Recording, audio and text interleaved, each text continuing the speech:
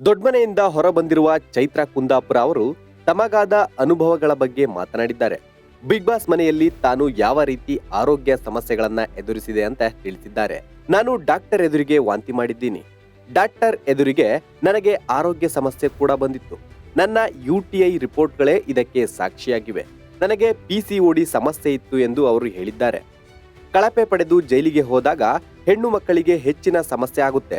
ಏಕೆಂದ್ರೆ ಅಲ್ಲಿನ heat light ಮತ್ತು ಎಸಿಗಳಿಂದ ನಮ್ಮ ತಿಂಗಳ ಸೈಕಲ್ಗಳಲ್ಲಿ ತುಂಬಾ ಬದಲಾವಣೆ ಆಗ್ತಿತ್ತು. PCOD ಇದ್ದಾಗ ಮಾನಸಿಕವಾಗಿ ಎಷ್ಟು ಮೂಡ್ ಸ್ವಿಂಗ್ಗಳನ್ನ ಎದುರಿಸ್ತೀವಿ ಅನ್ನೋದು ಬಹುತೇಕರಿಗೆ ಗೊತ್ತಿರುತ್ತೆ. ನಾನು ಮೊದಲೇ ಕರಾವಳಿಯವಳು. ನನಗೆ ಬೆಂಗಳೂರಿನ ವಾತಾವರಣಕ್ಕೆ ಹೊಂದಿಕೊಳ್ಳಲು ಕಷ್ಟ ಆಯ್ತು. ಒಂದು ವಾರ ಪೂರ್ತಿ ಎಸಿ ಮತ್ತು ಲೈಟ್ಗಳ ನಡುವೆ ಇರ್ತೀವಿ. ಆದರೆ ಕಳಪೆಗೆ ಬಂದಾಗ ಏನು ಅಂದ್ರೆ ಏನೂ ಇರೋದಿಲ್ಲವೆಂದು ಚೈತ್ರ ತಿಳಿಸಿದ್ದಾರೆ. ನಾರ್ಮಲ್ ವಾತಾವರಣಕ್ಕೆ ನಮ್ಮ ಬಾಡಿ ಸೆಟ್ ಆಗಬೇಕು. ರಾತ್ರಿ ಒಮ್ಮೆ ಸಿಕ್ಕಾಪಟ್ಟೆ ಕೋಲ್ಡ್ ಆಗ್ತಿತ್ತು. ಇದರ ನಡುವೆ ರಾಗಿ ಗಂಜಿ ಮಾತ್ರ ಕುಡಿಯಬೇಕಿತ್ತು. ಬೇರೆ ಹೆಣ್ಣು ಮಕ್ಕಳು ಕಳಪೆ ಪಡೆದು ಜೈಲಿಗೆ ಹೋಗದಿರದ ಕಾರಣ ಅವರಿಗೆ ಸಮಸ್ಯೆಗಳು ಏನು ಅನ್ನೋದು ಅರ್ಥವಾಗ್ತಿರ್ಲಿಲ್ಲ. ಇಡೀ ದಿನ ಒಬ್ಬರನ್ನ ಕೂಡಿ ಹಾಕಿದ್ರೆ ಮಾನಸಿಕವಾಗಿ ಕುಗ್ತೀವಿ ಅಂತ ಚೈತ್ರ ಹೇಳಿಕೊಂಡಿದ್ದಾರೆ. ಕಳಪೆ ಪಡೆದು ಕಷ್ಟ ಅನುಭವಿಸಿದಾಗ ನಮ್ಮ ಆರೋಗ್ಯದ ಮೇಲೆ ಪರಿಣಾಮ ಬೀರುತ್ತೆ.